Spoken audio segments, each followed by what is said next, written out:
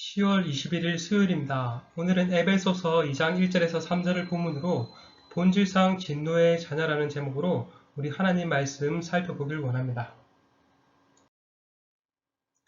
에베소서 2장 1절에서 3절입니다. 그는 허물과 죄로 죽었던 너희를 살리셨도다. 그때 너희는 그 가운데서 행하여 이 세상 풍조를 따르고 공중의 권세 잡은 자를 따랐으니 곧 지금 불순종의 아들들 가운데 역사하는 영이라. 전에는 우리도 다 그 가운데서 우리 육체 욕심을 따라 지내며 육체와 마음이 원하는 것을 하여 다른 이들과 같이 본질상 진노의 자녀였더니. 아멘. 혹시 여러분 테스형을 아십니까? 아시는 분은 다 아시죠? 바로 소크라테스형입니다. 지난 추석을 맞아 K방송에서 나훈아 콘서트가 방영했습니다. 약 2시간 동안 나훈아 씨의 많은 히트곡들이 불려졌는데 그 중에서 테스형이라는 곡이 요즘 젊은이들 사이에 인기를 얻고 있다고 합니다. 그 가사를 일부는 이렇습니다. 한번 제가 읽겠습니다. 아테스형, 세상이 왜 이래? 왜 이렇게 힘들어? 아테스형, 소크라테스형, 사랑은 또 왜 이래? 너 자신을 알라며 툭 뺏고 간 말을 내가 어찌하겠소? 모르겠소, 테스형. 참 어려운 시기에 참 와닿는 노래인 것 같아요. 어렵게만 느껴졌던 철학자 소크라테스가 노래를 통해 좀 친근하게 다가오는 것 같습니다. 이게 노래가 주는 묘미가 아닐까 생각되는데요. 이 가사 중에 소크라테스가 한 명언이 나오죠. 그게 뭡니까? 너 자신을 알라. 워낙 유명한 말이죠. 이 말을 좀 더 정확하게 말하면 너 자신의 무지, 지혜 없음을 알라라는 말입니다. 참 철학자다운 말이죠. 우리 자신이 무지하다는 것을 알 때 비로소 철학이 시작될 것입니다. 그런데 우리가 우리 자신에 대해서 알아야 할 것들이 또 하나가 더 있습니다. 그것은 바로 우리 자신의 본래적 상태입니다. 우리 자신의 본래적 상태란 우리가 구원받기 전의 상태를 말합니다. 우리가 구원받기 전에 우리의 상태가 어떠했는가? 바울은 그것을 적나라하게 오늘 말해줍니다. 오늘 본문 1절과 2절에서는 바울은 너희는 이러이러한 존재였다. 여기서 너희는 이방인들, 에베소 교회 성도들을 가리킵니다. 3절에서는 너희뿐만 아니라 우리도 이와 같은 존재였다. 여기서 우리는 누구요? 바울과 같은 유대인 성도를 가리킵니다. 쉽게 말하면 구원받기 전에 이방인이라 유대인은 다 이러한 존재였다라고 말합니다. 어떠한 존재요? 본질상 진노의 자녀였다. 이 말은 태어나면서부터 하나님의 진노를 받을 수밖에 없는 마땅한 존재였다는 말입니다. 너희 이방인이 심판을 받아야 할 마땅할 존재야. 그리고 우리 유대인 역시 똑같다라고 말한 것이죠. 그렇다면 어떠한 상태에 놓여 있길래 이처럼 이방인이든 유대인이든 모든 인간이 하나님의 진노 아래 놓일 수밖에 없게 된 것일까요? 그것을 오늘 말씀을 통해 한번 살펴보길 원합니다. 먼저 바울은 구원받기 전에 너희 이방인의 상태가 이러이러했다고 말합니다. 2장 1절입니다. 그는 허물과 죄로 죽었던 너희를 살리셨다. 1절을 보니 너희는 어떤 상태라고요? 허물과 죄로 죽어 있는 상태다. 우리말에는 그는 허물과 죄로 죽었던 너희를 살렸도다 라고 말하는데 잘못된 번역이에요. 원어와 영어 성경은 그냥 너희는 허물과 너희 죄로 죽었다 라고 말합니다.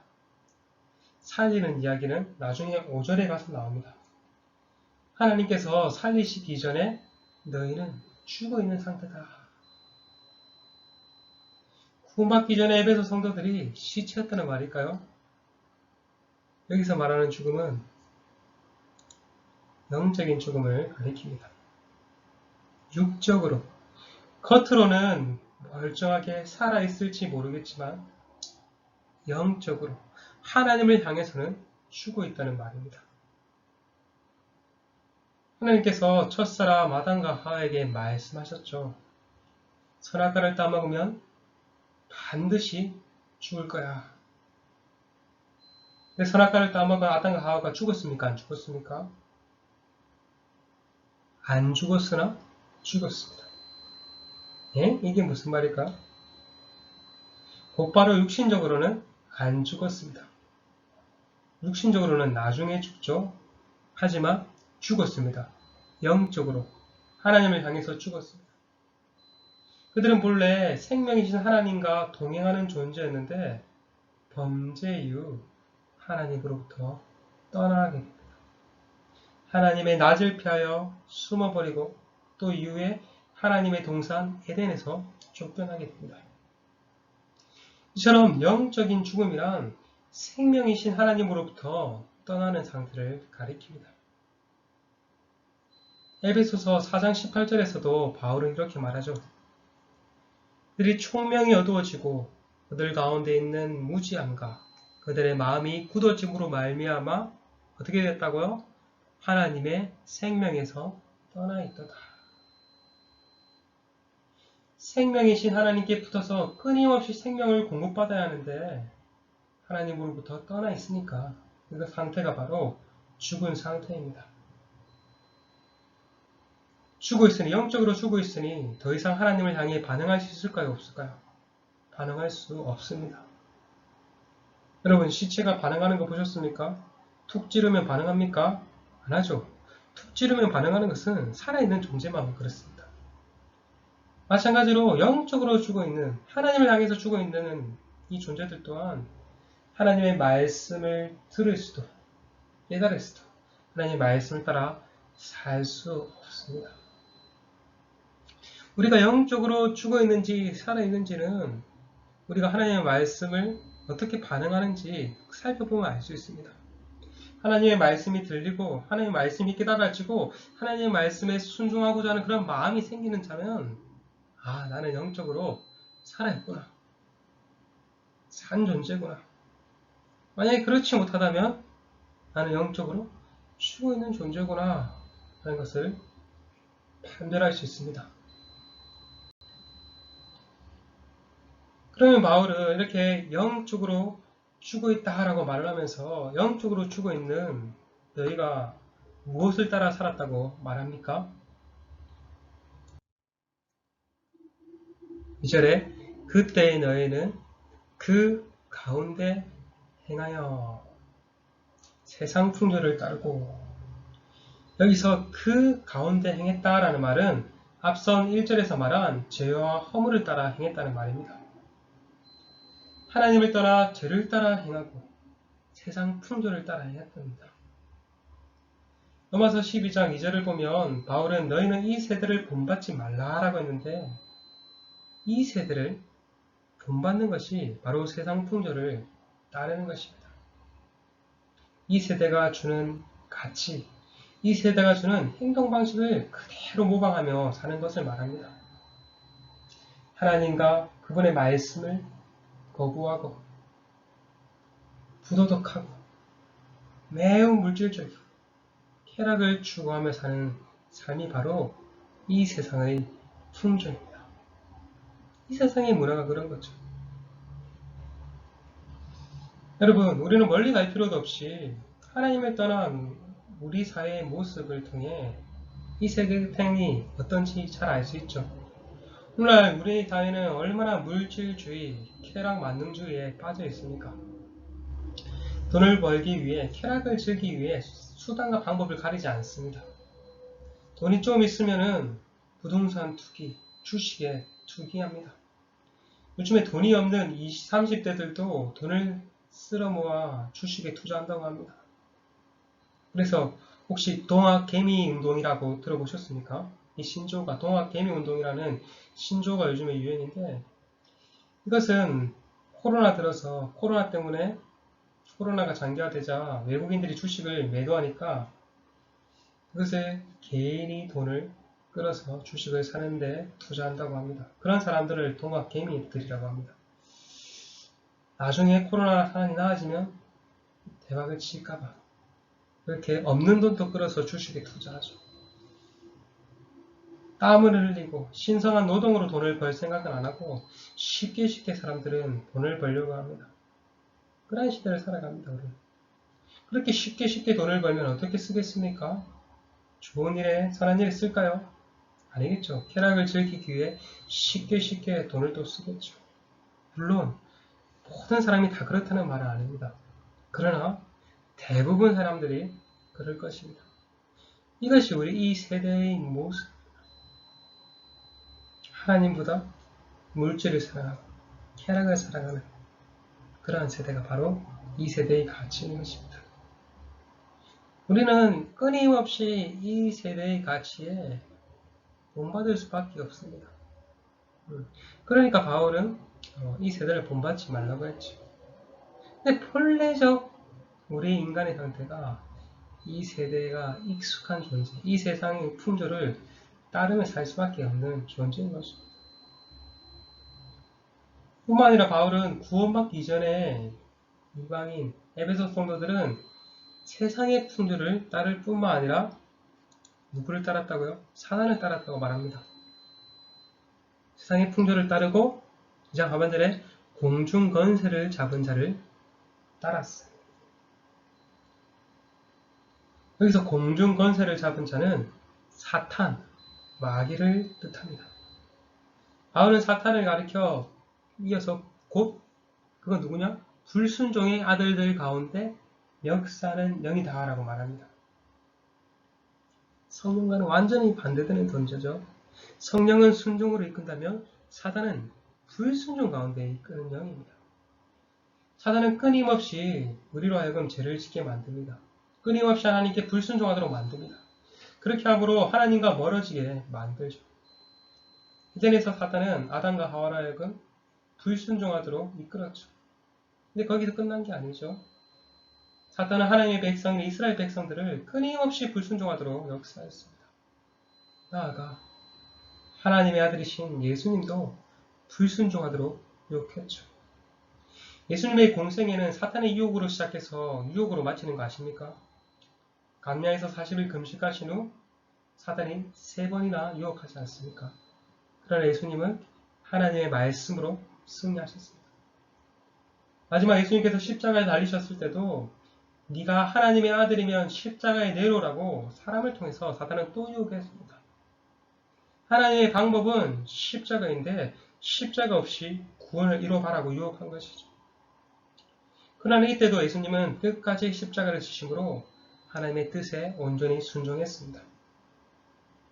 불순종의 영을 따르지 아니하고 순종의 영, 성령을 따라 행하신 것입니다. 여기서 우리는 인생의 2가지 길이 있음을 알 수 있습니다. 불순종의 영인 사단을 따를 것인가, 순종의 영인 성령을 따를 것인가. 본래 에베소 교회 성도들은 불순종의 영인 사단을 따르는 자들이었습니다. 하나님을 향해서 죽은 자요, 사단을 향해서 벌떡벌떡 사는 자였습니다. 사단의 하수인이요, 사단의 종이 되어서 제 가운데 행하고 세상의 풍조를 따라 행했습니다. 사는 것 자체가 날마다 하나님의 진노를 쌓는 삶이었습니다.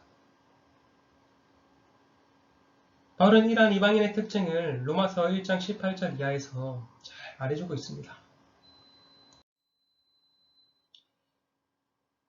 그들의 특징을 몇 가지 요약하면 이렇습니다. 하나님의 영화롭게 하지 아니하고 하나님의 진리를 왜곡하고 하나님을 마음에 두기 싫었다. 이것이 바울이 말하는 이방인들의 특징이었습니다. 그래서 하나님께서 이들을 그대로 내버려 두십니다. 방임해 버리십니다. 마음대로 내버려 두시니까 어때요? 온갖 죄를 다 저지릅니다. 로마서 1장 28절 이하에서 이렇게 말합니다. 또한 그들의 마음에 하나님 두기를 싫어하며 하나님께서 그들을 그 상실한 마음대로 내버려 두사 합당하지 못한 일을 하게 하셨으니 하면서 곧 모르는 불의, 추악, 탐욕, 악의가 가득한 자요, 시기, 살인, 분쟁, 사기, 악독이 가득한 자요, 수근수근한 자요, 비방하는 자요, 하나님께서 미워하시는 자요, 능욕한 자요, 교만한 자요, 자랑하는 자요, 악을 도모한 자요, 부모를 거역한 자요, 우매한 자요, 배악한 자요, 무정한 자요, 무자비한 자라. 그러니 이 짧은 구절 안에 우리 인간이 행할 수 있는 모든 죄가 다 나옴을 알 수 있습니다. 오늘 뉴스에서 보도되는 것도 다 이 같은 내용이죠. 그런데 이 죄의 뿌리가 얼마나 단단한지 여기서 쉽게 헤어나지 못합니다. 32절을 보니까 이 같은 일을 행하는 자를 심판하신다는 것을 알면서도 계속 행한다고 말합니다. 그러한 일을 행하는 자를 옳다라고 말합니다. 죄를 지으면 벌 받을 걸 알면서도 앞뒤 안 가리고 죄를 짓는다는 말이죠. 그렇죠? 오늘날도 마찬가지죠. 죄를 짓는 사람이 그 죄를 저지르면 다른 사람을 죽이면은 벌을 안 받겠다고 생각하고 그렇게 행하는 사람 없습니다. 그런데도 어때요? 그렇게 따라가죠. 이것이 바로 죄의 무서운 속성입니다. 실험 죄는 얼마나 강력한지 모릅니다. 죄의 무게는 얼마나 무거운지 모릅니다. 여기서 우리 스스로 헤어나올 수 없습니다. 더 깊숙이 빠질 뿐입니다. 갯벌에 빠지면 스스로 나오지 못하지 않습니까?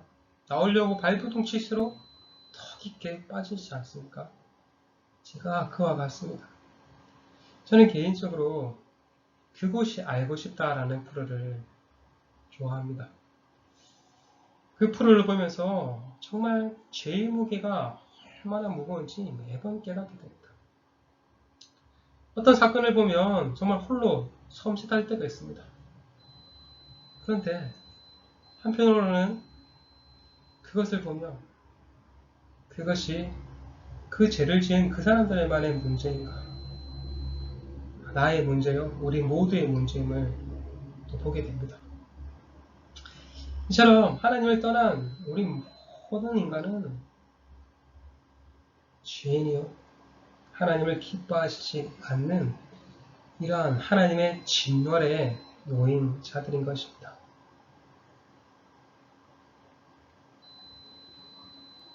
그렇다면 이방인이 아닌 유대인들은 어떤가?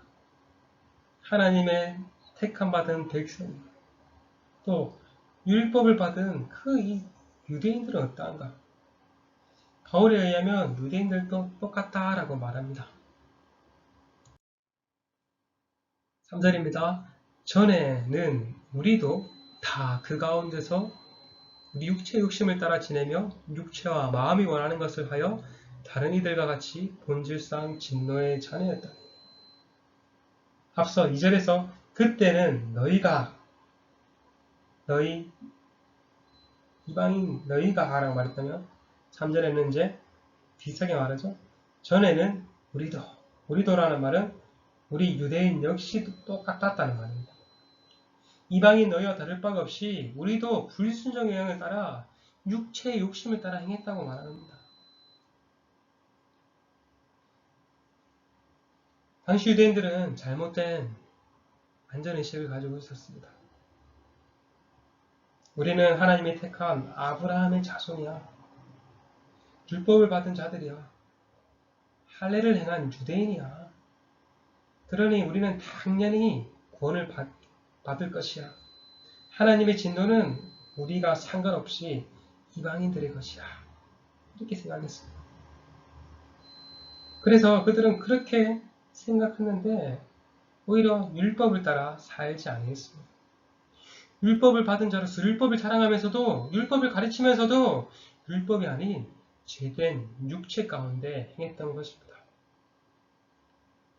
자기 마음대로 행했던 것이죠. 여러분, 자기 마음대로 행해라. 네 마음대로 살아라. 하지만 죄를 짓지 말라. 이게 가능할까요? 불가능할까요? 당연히 불가능하죠. 자기 마음대로 행하면 반드시 죄를 지을 수밖에 없습니다. 왜 그렇습니까? 우리의 마음은 부패하였기 때문입니다. 죄로 오염되어서 부패되었기 때문입니다. 부패한 인간의 마음에 무슨 선한 것이 나오겠습니까? 그러니 죄를 지을 수밖에 없죠.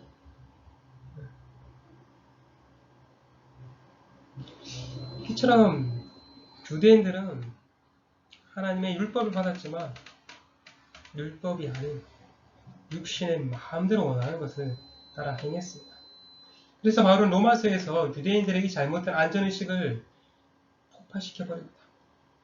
내가 유대인이라 할지라도 율법에 순종하지 않으면 그 율법과 할례가 구원을 보장하지 않는다. 유대인이나 이방인이나 똑같이 하나님 보시기에 죄인이다 라고 말합니다.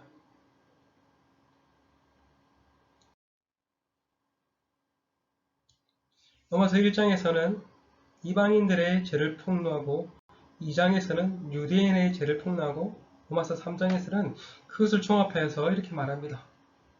그러면 어떠하냐? 우리는 나으냐? 결코 아니라 유대인이나 헬라인이나 다 제 아래 있도다고 우리가 이미 선언하였느니라.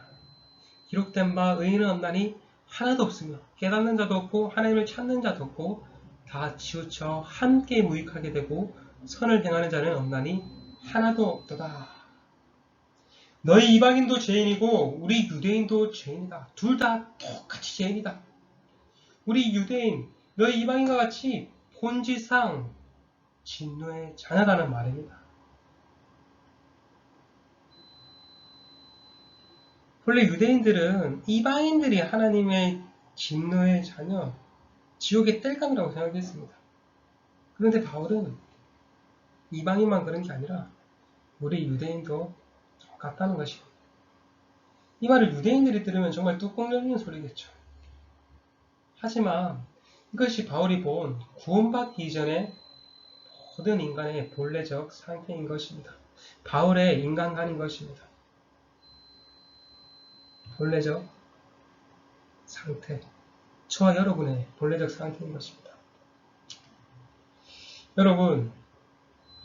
여러분은 자신의 이러한 존재임을 깊이 인식하셨습니까? 인정하셨습니까? 그렇지 않고서는 복음이 복음될 수 없습니다. 나쁜 소식이 있으니까 기쁜 소식이 필요한 것입니다. 여러분, 너무 빨리 복음으로 점프하지 마십시오. 건너뛰려고 하지 마십시오. 하나님의 은혜, 하나님의 사랑을 경험하기 앞서, 그것을 경험하기 앞서 자신이 하나님 앞에서 얼마나 비참한 존재인가, 하나님의 은혜 없이는 얼마나 소망이 없는 존재인가, 이것을 인정하고 인식해야 합니다. 자각해야 합니다. 그래서 바울은 기쁜 소식을 말하기 앞서, 이제 나중에 이제 4절 이후에는 이제 하나님의 은혜에 대해서 말할 건데, 복음에 대해서 말할 건데, 그 기쁜 소식을 말하기에 앞서 먼저 나쁜 소식, 우리가 얼마나 하나님 앞에 비참한 존재인가, 하나님의 진노 아래 놓인 존재인가, 나쁜 소식을 먼저 제시하였던 것입니다.